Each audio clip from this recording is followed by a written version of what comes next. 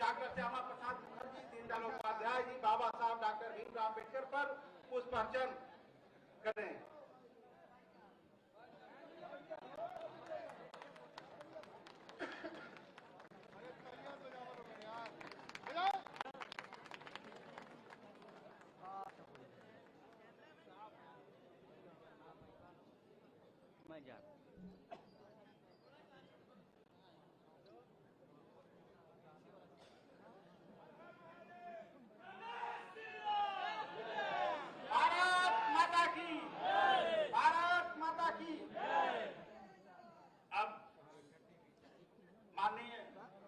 राम जी से निवेदन कर रहा हूं कि माननीय महाराज जी को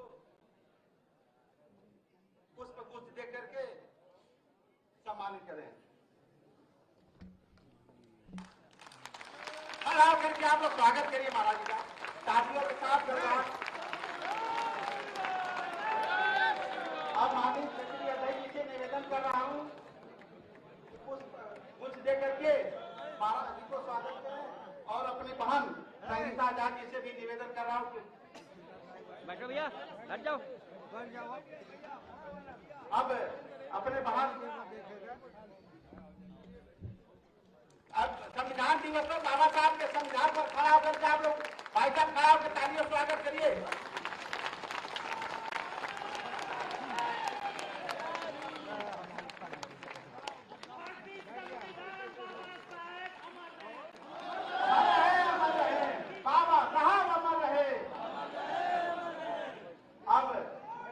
महंत संगीता आजाद जी से निवेदन कर रहा हूं कि हमें और महाराज जी को स्वागत और गौरव अभियान पर अपना संबोधन। भारत माता की, भारत माता की। आज हम सभी लोग इस गोरखपुर की पवित्र धरती पर आकार देने वाले न्याय, स्वतंत्रता, बंधुत्व पर आधारित लोकतंत्र के ढांचे की नींव रखने वाले करोड़ों करोड़ों दलितों, शोषितों, वंचितों के भाग्य विधाता परम पूजनीय बाबा साहब डॉक्टर भीमराव अम्बेडकर जी के चरणों में नमन करती हूँ। इस कार्यक्रम में उपस्थित मुख्य अतिथि के रूप में हमारे प्रदेश के मुखिया, हम लोगों के अभिभावक, कानून से कानून का राज स्थापित करने वाले और बाबा साहब के संविधान को अक्षरशः पालन करने वाले परम पूज्य महाराज जी को सादर प्रणाम करती हूँ। इस कार्यक्रम में उपस्थित, इस कार्यक्रम की अध्यक्षता कर रहे गोरखपुर क्षेत्र के क्षेत्रीय अध्यक्ष आदरणीय सहजानंद राय जी, सांसद रवि किशन शुक्ला जी, मंच पर उपस्थित सभी सम्मानित नेतागण, विधायकगण, पूर्व विधायकगण और मेरे समक्ष उपस्थित पितातुल बुजुर्ग, नौजवान साथियों, माताओं, बहनों और भारतीय जनता पार्टी के कार्यकर्तागण, मैं आप सभी लोगों का बहुत बहुत सम्मान करती हूँ, बहुत बहुत अभिनंदन, स्वागत करती हूँ। बाबा साहब ने अपने पूरे जीवन में संघर्षों का सामना किया। बहुत कष्ट के साथ उन्होंने अपनी पढ़ाई लिखाई पूरी की, लेकिन जब उनको संविधान रचने का मौका मिला तब धर्म, जात, रंग भेद से परे हटकर मानव धर्म को उन्होंने सर्वोपरि रखा और हर एक भारतवासी के मौलिक अधिकारों की रचना उन्होंने संविधान में की। आज जहां हम लोगों को वोट देने का अधिकार नहीं था, इस भारत देश में सिर्फ उन्हीं लोगों को अधिकार था जो 4 आने की लगान दे सकते हैं या वो हाई स्कूल पास है, लेकिन हर दलित, शोषित, वंचित वर्ग, पिछड़े लोगों और सर्व समाज के लोगों को एक वोट अधिकार देने का काम अगर किसी ने किया है तो सिर्फ और सिर्फ बाबा साहब ने किया है। आज उन्हीं की देन है कि हम प्रधान से लेकर प्रधानमंत्री तक चुन सकते हैं। जहां हमारे देश में महिलाओं को पढ़ने लिखने का अधिकार नहीं था, धन संपत्ति रखने का अधिकार नहीं था, आज उन महिलाओं को सम्मान देने के लिए बाबा साहब ने अपने संविधान में महिला को हिंदू कोड बिल के नाम से उनको सम्मान देने का काम किया। और इन 70 सालों में अगर किसी ने महिलाओं की सुध ली तो भारतीय जनता पार्टी की सरकार में यशस्वी प्रधानमंत्री जी ने ली, जिन्होंने महिला आरक्षण बिल देकर महिलाओं को 33% आरक्षण राजनीति के क्षेत्र में दिया। आज महिलाएं राजनीति को अपना करियर बना सकती हैं, उनके लिए सुनहरे दरवाजे खोलने का काम आदरणीय प्रधानमंत्री जी ने किया है। बाबा साहब कभी भी कश्मीर को अलग संविधान, अलग विधान नहीं देना चाहते थे, बाबा साहब की मंशा के अनुरूप नहीं था ये, लेकिन कांग्रेसियों ने भारत का अभिन्न हिस्सा होते हुए भी कश्मीर को अलग माना, उसको अलग संविधान दिया और धारा 370 लगाई। लेकिन मैं धन्य है भारतीय जनता पार्टी के शीर्ष नेतृत्व को मैं आभार व्यक्त करती हूँ, जिन्होंने बाबा साहब के मंशा के अनुरूप धारा 370 और 35 से कश्मीर से हटाकर वहाँ के लाल चौक पे भारतीय झंडा फहराने का काम किया। और वहाँ के कश्मीरी भी आज अपने आप को गर्व से भारतीय मानते हैं। ये सिर्फ और सिर्फ अगर कोई कर सकता है तो भारतीय जनता पार्टी के कार्यकर्ता और शीर्ष नेतृत्व ही कर सकता, और किसी में हिम्मत नहीं है। 160 साल पुराना कानून था जिसे भारतीय दंड संहिता कहा जाता था, जो अंग्रेजों के जमानों से हम लोगों के ऊपर लागू किया गया था। उस काले कानून को भारतीय न्याय संहिता, भारतीय नागरिक सुरक्षा और भारतीय साक्ष्य अधिनियम बनाकर इन कानूनों को नए स्वरूप देने का काम अगर किसी ने किया है तो वो भारतीय जनता पार्टी के नेतृत्व ने किया है। इन 70 सालों में और किसी में हिम्मत नहीं थी कि ऐसे कानूनों को वो बदलाव कर सके, बिना देश के सौहार्द को बिगाड़े, बिना देश में एक कतरा खून बहाए। ये भारतीय जनता पार्टी के लोग हैं, ये भारतीय जनता पार्टी के शीर्ष नेतृत्व है, जिसके लोहे का जिगर है और 56 इंच की छाती है, तभी ऐसे कानूनों को सही सलग से भारत देश पे लागू करने का किया है। आज पाकिस्तान और चीन को किसी ने अपनी औकात दिखाने का काम किया है तो भारतीय जनता पार्टी के शीर्ष नेतृत्व ने किया है। मैं धन्यवाद देती हूँ आदरणीय प्रधानमंत्री जी को। बाबा साहब ने अपने संविधान में मौलिक अधिकार के रूप में हर धर्म को पूजा और उपासना करने की अधिकार दिया था, छूट दी थी उन्होंने कि वो अपने धर्म के तहत अपनी पूरी पूजा और उपासना कर सकते हैं। आज इसी की तहत प्रयागराज में 144 साल बाद दिव्य और भव्य कुंभ का आयोजन चल रहा है, जिसका श्रेय हमारे प्रदेश के मुखिया आदरणीय महाराज जी को मैं देती हूँ और सभी सनातनी हिंदू की तरफ से आपका आभार व्यक्त करती हूँ। बाबा साहब कहते थे कि राजनीति सत्ता ही वह मास्टर चाबी है जो हर ताले को खोल सकती है। बाबा साहब की मंशा थी कि अनुसूचित जाति, अनुसूचित जनजाति और अन्य पिछड़ा वर्ग के लोग सत्ता में जाए, लोकसभा में और विधानसभा में उनका प्रतिनिधित्व हो। आज उनकी सुध लेने की अगर कोई चिंता करता है तो सिर्फ और सिर्फ भारतीय जनता पार्टी के लोग हैं, जिन्होंने एक आदिवासी महिला को राष्ट्रपति बनाकर उनको आदिवासी समाज को सम्मान देने का काम किया है। बाबा साहब एकलौते दलित कानून मंत्री थे, लेकिन अगर दलितों का सम्मान किसी ने दिया है तो भारतीय जनता पार्टी ने फिर से दूसरी बार एक दलित को कानून मंत्री बनाकर श्री अर्जुन राम मेघवाल जी के तहत उनको दलितों का सम्मान अगर बढ़ाने का काम किया है तो भारतीय जनता पार्टी की सरकार ने किया है। बाबा साहब ने कहा था, शिक्षा वह शेरनी का दूध है जो पिएगा वो दहाड़ेगा। इन्हीं शब्दों से प्रोत्साहन लेकर भाषाई विविधता को संरक्षित करने के उद्देश्य से नई शिक्षा नीति 2020 को भारत सरकार ने लागू किया और उसी के तहत हमारे प्रदेश के मुखिया ने शून्य बैलेंस पे हर वर्ग के छात्रों को खाता खुलवाकर कक्षा पहली से लेके उच्च डिग्री में एडमिशन कराने का काम किया है और उनके खातों में सीधे तौर पे छात्रवृत्ति और क्षतिपूर्ति देने का काम अगर किसी ने किया है तो हमारे प्रदेश के मुखिया ने किया है और किसी ने नहीं किया। पहले की सरकारें देती भी थी तो वो सिर्फ ऊंट के मुंह में जीरे के समान होता था, पूरे लोगों को नहीं मिल पाता था।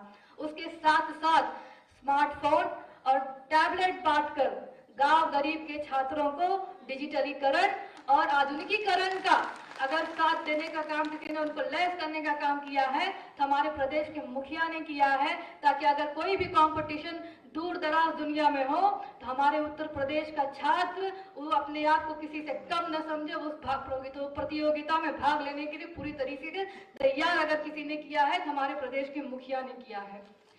कांग्रेस शासनकाल में संविधान और संविधान के रचयिता बाबा साहब का हमेशा अपमान किया गया, लेकिन पूरे विश्व के लोकप्रिय नेता हमारे यशस्वी प्रधानमंत्री जी ने संविधान का भी सम्मान किया है और बाबा साहब को भी सम्मान देने का काम किया है।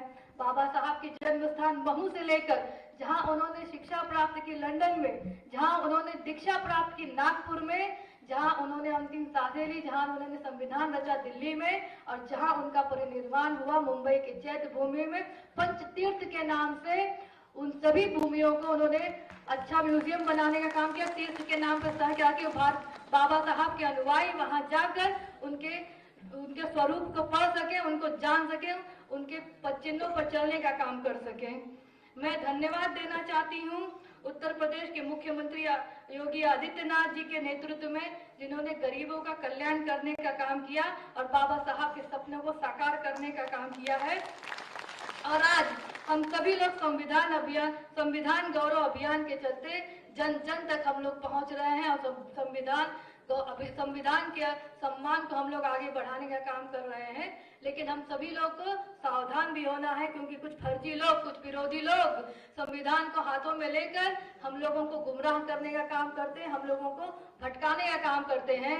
ऐसे लोगों से भी सतर्क होने की जरूरत है। मैं इसी अपील के साथ एक बार फिर पूजनीय महाराज जी के चरणों में प्रणाम करते हुए, मंच पर उपस्थित सभी नेतागण को प्रणाम करते हुए और मेरे समक्ष उपस्थित सभी भाई बहनों का, भारतीय जनता पार्टी कार्यकर्ताओं का, माताओं बहनों का और साथियों को एक बार प्रणाम करती हूं और अपनी बात को यही विराम देती हूं।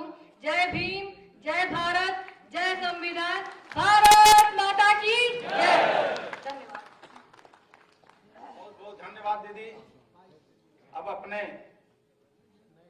यशस्वी नेता परम पूज्य महाराज जी से मैं निवेदन कर रहा हूं कि आप संविधान गौरव अभियान के तत्वाधान में हम लोगों को आशीष प्रदान करें। सभी लोग खड़े होकर के एक बार भारत माता की, भारत माता की, भारत माता की, वंदे वंदे वंदे। बाबा साहब भीमराव अम्बेडकर की, बाबा साहब भीमराव अम्बेडकर।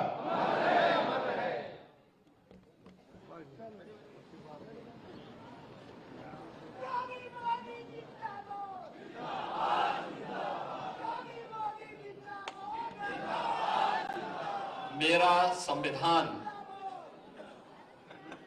मेरा स्वाभिमान। आदरणीय प्रधानमंत्री श्री नरेंद्र मोदी जी की प्रेरणा से भारतीय जनता पार्टी के द्वारा प्रारंभ किए गए इस विशेष अभियान, जो 11 जनवरी से 25 जनवरी तक चलेगा, इस कार्यक्रम में आज यहां पर उपस्थित भारतीय जनता पार्टी के क्षेत्रीय अध्यक्ष श्री सहजानंद राय जी, लोकप्रिय सांसद श्री रविकिशन शुक्ला जी, कार्यक्रम की संयोजक पूर्व सांसद श्रीमती संगीता आजाद जी, SC/ST आयोग के उपाध्यक्ष पूर्व विधायक श्री बेचन राम जी,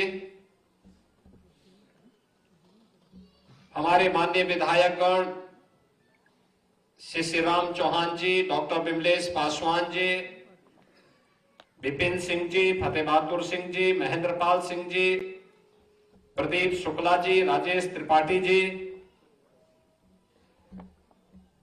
जिला पंचायत अध्यक्ष श्रीमती साधना सिंह जी,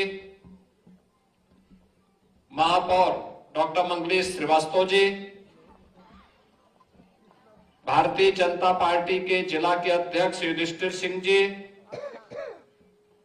महानगर अध्यक्ष श्री राजेश गुप्ता जी,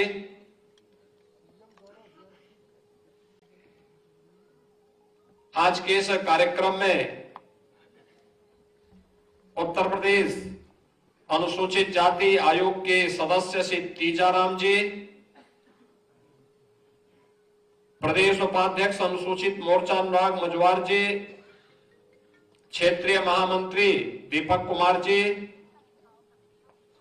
पूर्व विधायक हरिमर्दन सिंह जी, पूर्व विधायक संत प्रसाद जी, पूर्व विधायक धनंजय कनौजिया जी, और इस पूरे कार्यक्रम का संचालन कर रहे श्री परदेशी रविदास जी, गोरखपुर क्षेत्र के विभिन्न जनपदों से यहां पर उपस्थित सभी मेरे उपस्थित बहनों और भाइयों,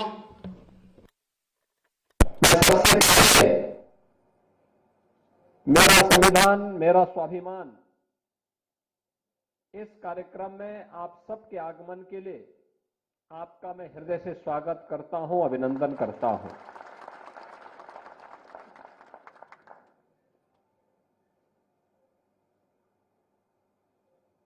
संविधान किसी भी संप्रभु संपन्न राष्ट्र के नागरिकों का स्वाभिमान होता है, क्योंकि उसी से उसका सम्मान जुड़ता है।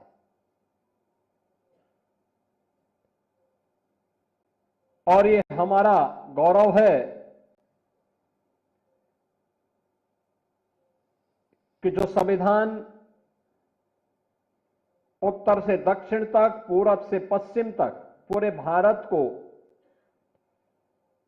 एकता के सूत्र में बांध करके 140 करोड़ भारतवासियों के सम्मान और स्वाभिमान का प्रतीक है। इस संविधान को बाबा साहब डॉक्टर भीमराव अंबेडकर ने पूरी मेहनत के साथ, परिश्रम के साथ बना करके दुनिया का सबसे बड़ा संविधान देकर के दुनिया के सबसे बड़े लोकतंत्र के रूप में भारत को स्थापित किया। संवैधानिक मूल्यों के आधार पर लोकतांत्रिक व्यवस्था के अंतर्गत आज भारत अकेली दुनिया का देश है जो इन मूल्यों की तरह काम कर रहा है, उनका अक्षरशः पालन करते हुए एक सबसे बड़े लोकतंत्र के रूप में इस अभियान को आगे बढ़ा रहा है। दुनिया के अंदर तमाम देशों ने लोकतंत्र अपनाया है, लेकिन वहां दबे कुचले लोगों को वोटिंग राइट बाद में मिली, महिलाओं को यह अधिकार बाद में मिला। लेकिन भारत के अंदर 1950 को जब भारत ने 26 जनवरी के दिन अपना संविधान अंगीकार किया और 1952 में पहला आम चुनाव हुआ, तभी से हर वयस्क मतदाता को, महिला हो पुरुष हो, किसी भी जाति का हो, मत और मजहब का हो, बिना किसी भेदभाव के हर वयस्क मतदाता को अगर वो भारत का नागरिक है तो उसे सरकार चुनने के लिए अपना मताधिकार का उपयोग करने की पूरी स्वतंत्रता भारत के संविधान ने दी। और इसीलिए कृतज्ञ राष्ट्र बाबा साहब भीमराव अंबेडकर के प्रति कृतज्ञता का भाव ज्ञापित करता है। बाबा साहब भीमराव अंबेडकर एक महामानव थे। व्यक्तिगत अपमान सहा, लेकिन राष्ट्र के विकास में अपने व्यक्तिगत राग द्वेष को उन्होंने कभी आड़े नहीं आने दिया, कभी नहीं आने दिया।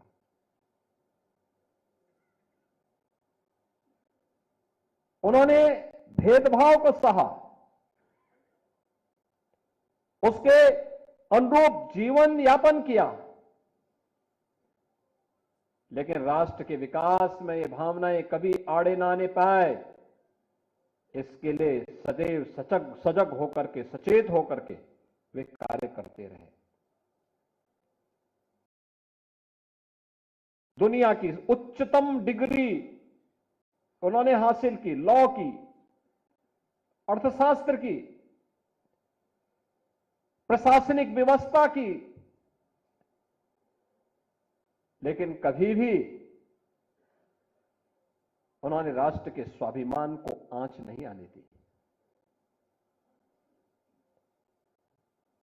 जो महामानव देश के लिए लड़ता रहा, व्यक्तिगत मान अपमान की चिंता से ऊपर उठ करके देश और समाज के लिए कार्य करता रहा, वंचित तबके को, गरीबों को, महिलाओं को न्याय मिले, इसके लिए कार्य करता रहा, उस महामानव ने कभी अपनी व्यक्तिगत चिंता नहीं की। व्यक्तिगत मान अपमान की चिंता से ऊपर उठ करके और लगातार कार्य करता रहा। और यही कारण है कि हम सब उन्हें एक महामानव के रूप में मानते हैं। लोक कल्याण, राष्ट्र का कल्याण हो, यही उनका जीवन था। लेकिन उस महामानव को देश के अंदर आजादी के बाद बनी पहली सरकार ने जो सम्मान देना चाहिए था, नहीं दिया। 1952 में बाबा साहब अंबेडकर को चुनाव हराने के लिए कांग्रेस ने एड़ी चोटी लगाई थी। उन्हें चुनाव में परास्त करवाने का काम किया। बाबा साहब भीमराव अंबेडकर 1946 में संविधान सभा के सदस्य न बने, इसके लिए षड्यंत्र किए गए।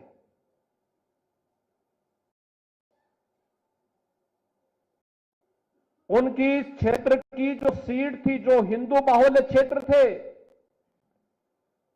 नॉन मुस्लिम क्षेत्र थे, उन्हें विभाजन का हिस्सा बना दिया गया, जिससे बाबा साहब भीमराव अंबेडकर चुनाव न जीतने पाए। 1954 में उपचुनाव में बाबा साहब भीमराव अंबेडकर ने फिर से मुंबई से चुनाव लड़ने की कोशिश की। कांग्रेस ने उनके सहायक को तोड़ दिया और उसी को बाबा साहब भीमराव अंबेडकर के खिलाफ लड़ाने का काम किया, उन्हें परास्त करने का काम किया।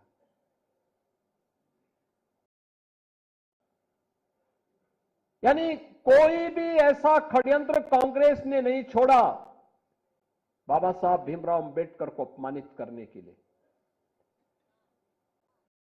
अपने नेताओं के बड़े बड़े स्मारक कांग्रेस ने बनाए, लेकिन बाबा साहब भीमराव अंबेडकर का एक भी स्मारक नहीं बनने दिया, एक भी स्मारक नहीं बनने दिया।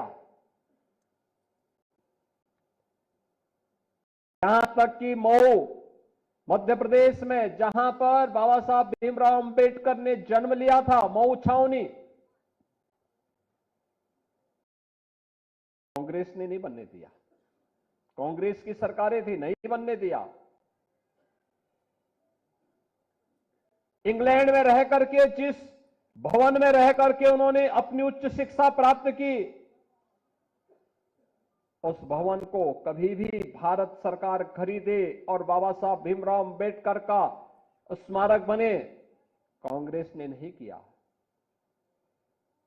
दिल्ली में रह करके जिस भवन में उन्होंने अपनी अंतिम श्वास ली, उस भवन को स्मारक बनाने की मांग हो रही थी 1956 से ही। 9 अलीपुर मार्ग दिल्ली का नहीं बनने दिया कांग्रेस ने। नागपुर में जहां उन्होंने दीक्षा ली,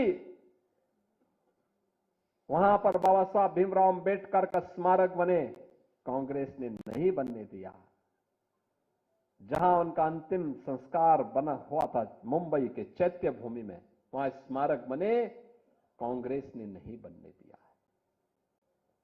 बहनों और भाइयों, बाबा साहब भीमराव अंबेडकर की इन 5 स्थानों पर 5 अंतर्राष्ट्रीय स्मारक बनाने का काम अगर किसी ने किया है तो ये भारतीय जनता पार्टी ने किया है, प्रधानमंत्री मोदी जी ने किया है। मऊ छावनी मध्य प्रदेश में भारतीय जनता पार्टी के मुख्यमंत्री श्री सुंदरलाल पटवा थे। उन्होंने उस स्मारक का शुभारंभ किया था। प्रधानमंत्री उस समय अटल बिहारी वाजपेयी जी जब बने, उन्होंने उसका लोकार्पण किया। मोदी जी उस कार्यक्रम में वहां गए।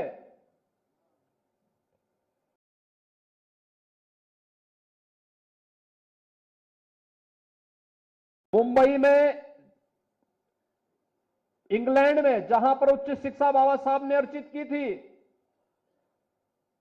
उस भवन को ब्रिटिश सरकार बेच रही थी। प्रधानमंत्री मोदी जी की प्रेरणा से महाराष्ट्र की भारतीय जनता पार्टी की सरकार ने उस भवन को खरीदा।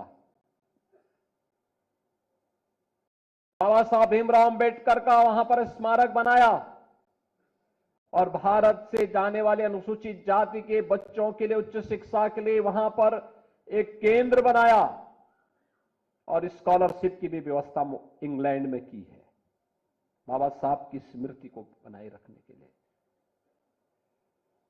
दिल्ली के अलीपुर मार्ग के उस भवन को खरीदकर उस भवन में बाबा साहब भीमराव अंबेडकर का स्मारक बनाने का काम, उसको स्वीकृति दी थी पूर्व प्रधानमंत्री चंद्रशेखर जी ने, और उस कार्य को क्या भारतीय जनता पार्टी ने, आप इंटरनेशनल सेंटर दिल्ली का आप देखेंगे बाबा साहब भीमराव अंबेडकर का दिल्ली में बना है। मुंबई का नागपुर का दीक्षा भूमि बाबा साहब भीमराव अंबेडकर का भव्य स्मारक, और मुंबई का चैत्य भूमि ये बाबा साहब का भव्य भूमि, यह भी पंचतीर्थ जो ये बने हैं ये प्रधानमंत्री मोदी जी की प्रेरणा से बने हैं। कांग्रेस ने तो बाबा साहब को षड्यंत्र से चुनाव हराने वाले व्यक्ति को 1970 में पद्म पुरस्कार से सम्मानित किया था कांग्रेस ने। ये राहुल गांधी किस मुंह से संविधान लेकर के घूम करके जनता को बेवकूफ बनाने का काम कर रहे हैं। किसी भी संविधान की आत्मा उसका प्रियम्बल होता है, प्रस्तावना होती है, और याद रखना बाबा साहब भीमराव अंबेडकर ने 26 नवंबर 1949 को जो संविधान का ड्राफ्ट तैयार किया था, जो संविधान भारत की संविधान सभा को सौंपा था, उस संविधान सभा में प्रस्तावना में 2 शब्द नहीं थे, सेकुलर शब्द भी नहीं था और सोशलिस्ट शब्द भी नहीं था। कांग्रेस ने अपने हित के, अपने स्वार्थ के लिए जब इस देश के अंदर इमरजेंसी लागू की गई थी, आपातकाल के दौरान कांग्रेस ने 2 शब्द रात के अंधेरे में डाल करके बाबा साहब भीमराव अंबेडकर का अपमान करने का काम किया था। कांग्रेस ने लगातार कोई ऐसा अवसर नहीं छोड़ा जो भारत के संविधान के गले को घोंटने के समान थे। हर अवसर पर संशोधन पे संशोधन, संशोधन पे संशोधन करती रही। अनुसूचित जाति को उसका अधिकार मिले, अनुसूचित जनजाति को उसका अधिकार मिले, पिछड़ी जाति के लोगों को उसका अधिकार मिले, कभी ये प्रयास नहीं किया। हम पूछना चाहते हैं कांग्रेस के लोगों से, समाजवादी पार्टी के लोगों से, क्या आखिर अलीगढ़ मुस्लिम विश्वविद्यालय में या जामिया मिलिया विश्वविद्यालय में अनुसूचित जाति, जनजाति या पिछड़ी जाति के नौजवानों को प्रवेश में भी और नौकरी में भी क्यों आरक्षण नहीं है? क्यों नहीं इन्होंने इसके लिए वहां प्रावधान किया? जो भारत के पैसे से चलने वाला हो, हर उस संस्थान में अनुसूचित जाति, जनजाति और पिछड़ी जाति के नौजवानों के लिए भी प्रवेश में भी और नौकरी में भी आरक्षण की व्यवस्था होनी चाहिए। लेकिन वहां पर नहीं, वहां पर नहीं बोलते ये लोग, मौन हो जाते हैं। और यही कारण था बाबा साहब भीमराव अंबेडकर ने जब पहली संयुक्त सरकार बनी थी, और संयुक्त सरकार बनने के बाद जब उसके उपरांत पंडित नेहरू की द्वारा बनाई गई उस नेतृत्व में चल रही सरकार के कृत्यों को देख करके बाबा साहब भीमराव अंबेडकर ने उस समय इस्तीफा दिया था और कहा था, यह सरकार मेरी योग्यता के अनुसार कार्य नहीं ले रही है। मैं पहला भारतीय हूं जिसने अर्थशास्त्र में पीएचडी की है, शोध किया है, भारत के निर्माण में योगदान देना चाहता हूं, लेकिन मेरी कोई उपयोगिता नहीं करते। देश की महत्वपूर्ण उन समितियों में जो देश के विकास के लिए सहायक हो सकती है, उसमें मुझे कोई सम्मान नहीं दिया गया। मेरे अनुसूचित जाति जनजाति के लोगों के हितों के लिए, वंचितों के हितों के लिए इस सरकार के एजेंडे में कुछ भी नहीं है। यह तो केवल और केवल इस सरकार को विभाजन के बाद भी केवल मुस्लिम तुष्टीकरण की चिंता है। इसलिए मैं अपने पद से इस्तीफा दे रहा हूं। ये कहते हुए इन्होंने इस्तीफा दे दिया था। कांग्रेस की हर कृत्य वही है आज भी, तनिक भी उसमें कुछ बदला नहीं है। जो कांग्रेस है वही समाजवादी पार्टी भी। याद करिए, कन्नौज के मेडिकल कॉलेज का नामकरण बाबा साहब डॉक्टर भीमराव अंबेडकर के नाम पे था। समाजवादी पार्टी की सरकार अखिलेश यादव के नाम पे बनी तो उन्होंने बाबा साहब भीमराव अंबेडकर के नाम को हटा दिया। और तो बाद में हमारी सरकार आई तो फिर मैंने वहां पे उस मेडिकल कॉलेज का नामकरण फिर से बाबा साहब भीमराव अंबेडकर। इन्होंने अखिलेश यादव, जब आपने देखा होगा 2012 में प्रदेश के मुख्यमंत्री बने थे, उस समय इन्होंने पहली घोषणा की थी कि बाबा साहब भीमराव अंबेडकर और जितने भी सामाजिक न्याय के महापुरुष हैं, इनके बने हुए स्मारकों को हम तोड़ेंगे। तब भारतीय जनता पार्टी ने कहा था कि सामाजिक न्याय के पुरोधाओं की ओर उठने वाले हर हाथ के खिलाफ मुंहतोड़ जवाब देने के लिए भारतीय जनता पार्टी तैयार है।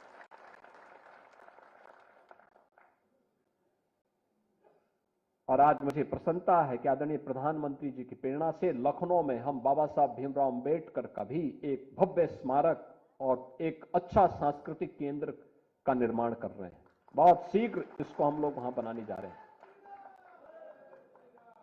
बहनों और भाइयों,